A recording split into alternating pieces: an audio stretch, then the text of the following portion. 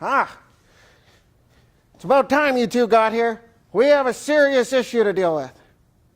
Oh, what's wrong, boss? Have you misplaced Mr. Muffins again? Oh, here he is by the side of your desk.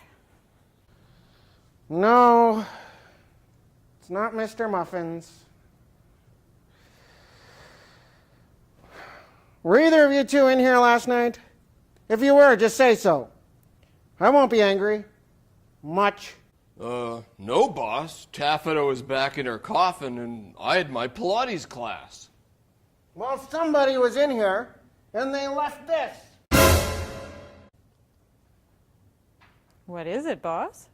It's a message from someone who calls himself the Phantom. Here, listen to what he has to say.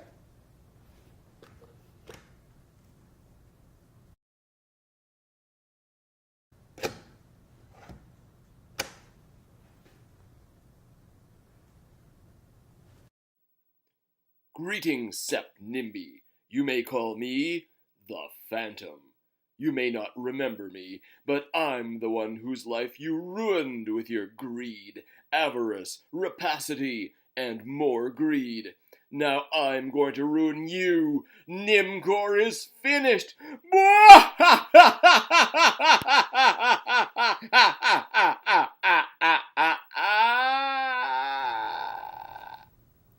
Please turn tape over.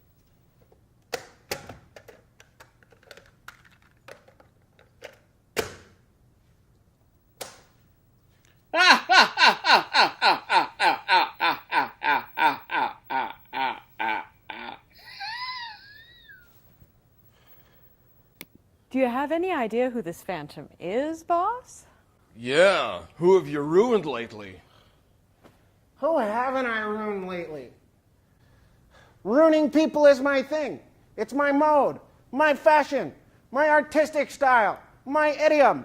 It's what makes me the lovable scoundrel every kid wants to emulate. So what does this mean, boss? It means only one thing. We have a groovy mystery to solve. Let's split up, gang. Taffeta, you come with me. Igor, you and Mr. Muffins, take care of Mr. Muffins, be nice to him. Check the spooky dungeon for clues. Jinkies. Zoids. But what about tonight's movie, Phantom from Space? We have no time to talk about the Phantom from Space. We have a phantom to catch. Well, let's hear what Frank Delastrito has to say about it on Frank's Fiendish Film Facts.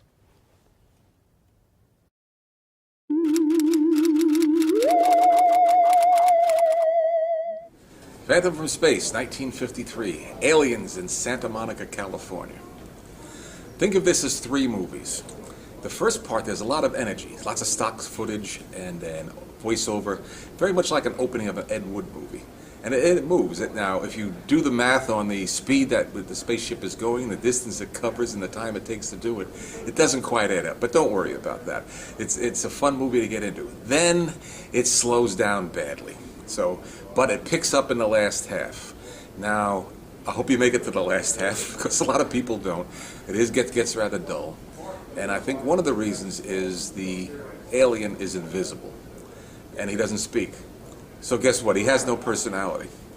And there are movies, I think, that make this mistake. Curse of the Faceless Man, Giant from the Unknown, where there's this terrible monster out there, but he has no personality at all. And when you think of the great monster movies like King Kong, he had a great personality. So I think that really hurts the movie. But it'll get boring. Stick with it to the second half, and the final scene is really startling compared to what precedes it. So stick with it. A lot of familiar faces from episodic television. If you grew up in the 1950s and 60s and watched TV series all the time, you'll see a lot of familiar faces, not necessarily names you know, but faces you'll recognize. There's three people I want to mention by name. Michael Mark, Maria's father in the original Frankenstein, has bounced in and out of the movies for the last 30, 40 years. He pops up in a small role, and it's good to see him. He tended to have small roles in horror movies. He was in Son of Frankenstein, Ghost of Frankenstein. And sometimes if you blink, you miss him, but he's in there. Then there's an actor I like very much called Rudolph Anders, who came to America, during a time when sentiment against Germans was running rather high, so he changed his name to Robert Davis. So you'll see some of his early movies as Robert Davis. But when you see him, this man was born to play a Nazi, and that's mainly where you see him. He is the mad scientist behind Sheen Demons, strutting around in his black Nazi uniform. And he pops up in a couple of Superman episodes. And Frankenstein 1970, he's actually a sympathetic scientist. But here, he's kind of a weird, he's a good guy. He's trying to explain things to them. He's, like most scientists in the movies, he gets everything wrong. But he's an eye to keep on. The man behind this is Lee Wilder, Billy Wilder's older brother. And there is some sibling stories behind there. Lee Wilder began as a purse manufacturer in L.A. And in 1946, about the time his brother hit the big time, Double Indemnity was 1944, Lost Weekend was 1945, and Lee Wilder, the older brother, decides to change careers and become a low-budget filmmaker. And he's made some of the low-budget films we hold dear. Phantom from Space is often confused with Killers from Space, the famous science fiction movie where the aliens have almost ping-pong balls for eyes. He made Snow Creature, the first Abominable Snowman movie, and he made Manfish. And while his brother was in the upper echelons of the film business, winning Oscars, Lee Wilder, the older brother, never got out of grade Z movies. And quite frankly, the brothers never had much good to say about each other. Thank you very much. Frank Delastria was author of A Quaint and Curious Volume of Forgotten Lore, The Mythology and History of Classic Horror Films, Vampire Over London, Bela Lugosi in Britain, and I Saw What I Saw When I Saw It, growing up in the 1950s and 1960s with television reruns and old movies.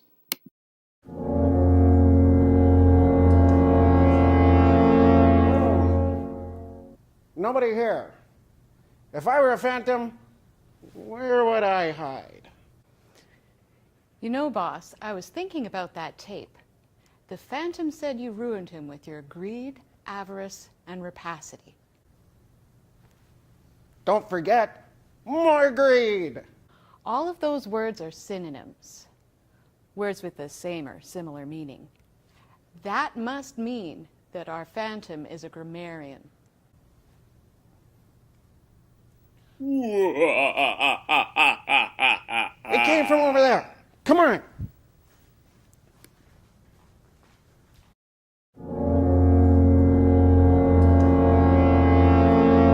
Like, zoinks! This sure is creepy, Mr. Muffins. Oh, I sure wish I had some snack. No one around here. I guess we'll just have to go then. Zoinks! The Phantom!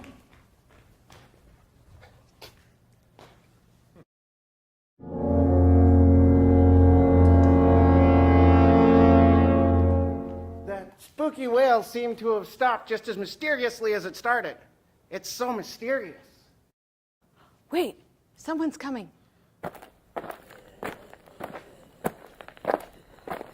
Jeepers, it's Cyrus T. Buford. What are you doing here? Fascinating. Boss, she's just given us an important clue.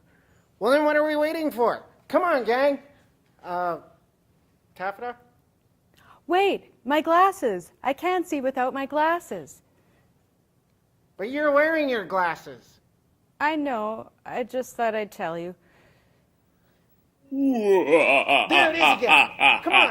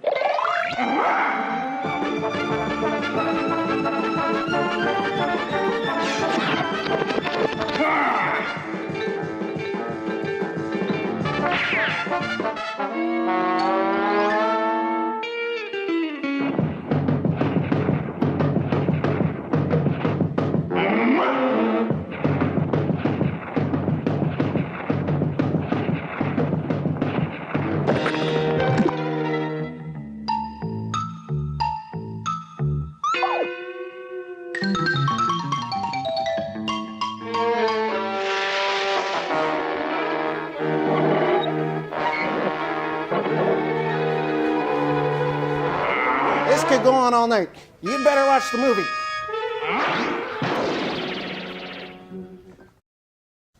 So, thanks to my brilliant plan, we've caught you at last, Phantom. Now let's see who you really are. What brilliant plan. It happened during the movie. Sounds kind of convenient if you ask me. Are you two done?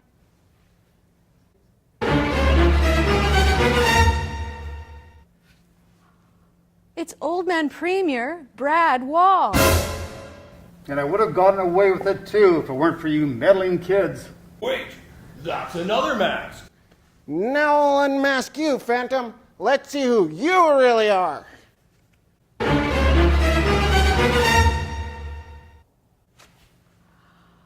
It's Old Man CBC National News anchor Peter Mansbridge. And I would have got away with it too if it weren't for you meddling kids. Wait, that's another mask. Now I'll unmask you, Phantom. Let's see who you really are.